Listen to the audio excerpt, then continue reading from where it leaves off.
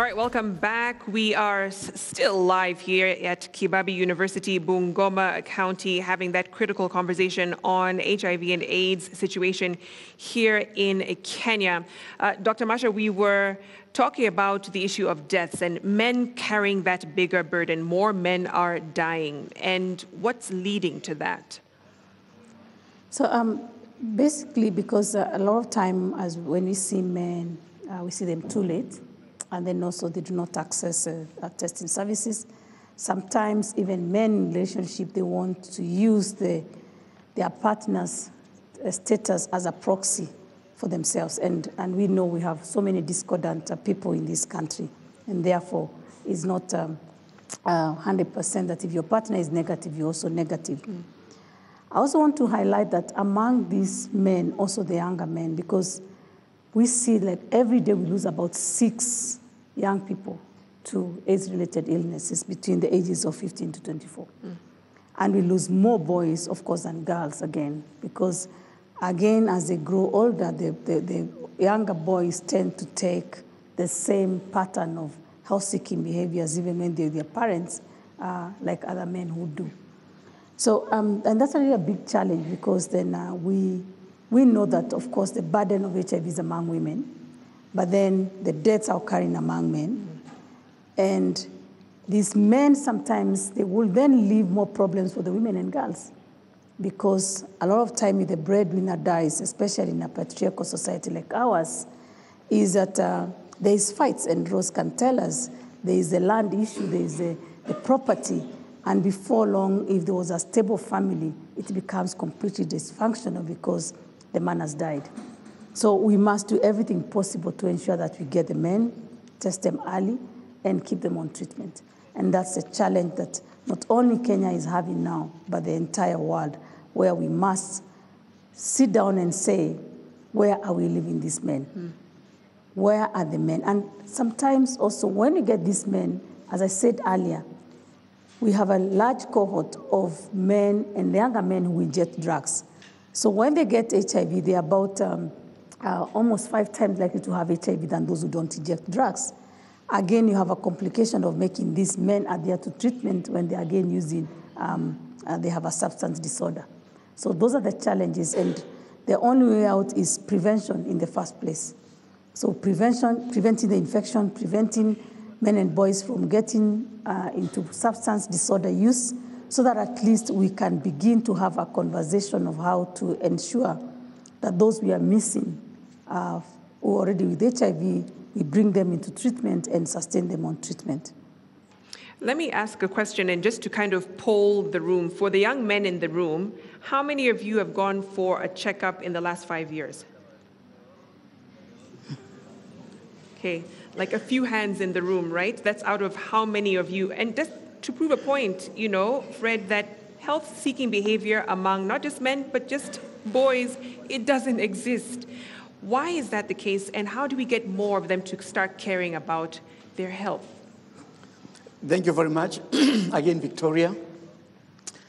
It's all about the rigid gender norms on masculinity. What is it that we have been telling the boys as they grow up? You know, I think in other communities, you must have heard statements like, behave like a man, act like a man, be manly, be tough. And all these statements are actually meant to construct boys in such a way that they are going to behave in a certain manner. Mm. Unfortunately, some of these behaviors are actually putting the men at risk. They're also putting the women, that's their partners, at risk, and even the children. Right. What does it mean to be a man? From the time a boy is little, they are being told, you know, you have to be tough, you have to be aggressive, you have to be outgoing. So they are actually risk takers. Mm. They have to be brave. And so, what is HIV to a man anyway? You can't even see it. So why should I even wear a condom? You know, wrong type of bravery, you know, wrong notions of bravery. Because of that they have been brought up. So it's about the rigid gender norms. Mm. And you realize that as they are growing up, a man is supposed to be tough according to the society. And that type of toughness may make them not even to go to hospital. In fact, many times I tell people, when you hear a man has been admitted in hospital, start preparing for his funeral. Because by the time they go to hospital, it's already too late. But this is unlike women. When they hear even their own friends, they have gone to hospital, maybe and some pains here and there, they say, oh, what did they tell you? Right. I had a problem. I also go for a checkup. But a man will delay until it is too late. And even when they go to the service provision point, how are they received? Again, we also need to visit or to revisit some of our service provision points so that they can also be male-friendly, so that a man can feel comfortable walking into a clinic and explaining himself without any fear. But you see, the society, if, for example, a man keeps on going to hospital, it's like, hey, why are you always going to hospital, Dr. Mbaraza? Are you not a man?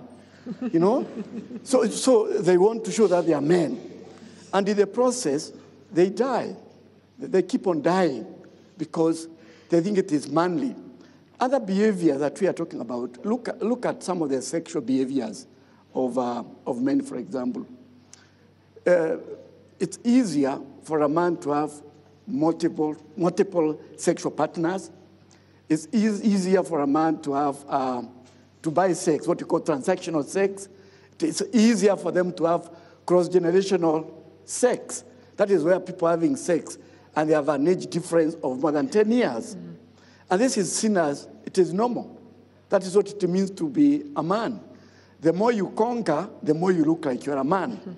But in the process, you end up being conquered. And they used to say when you are growing up, like, men are like cowboys.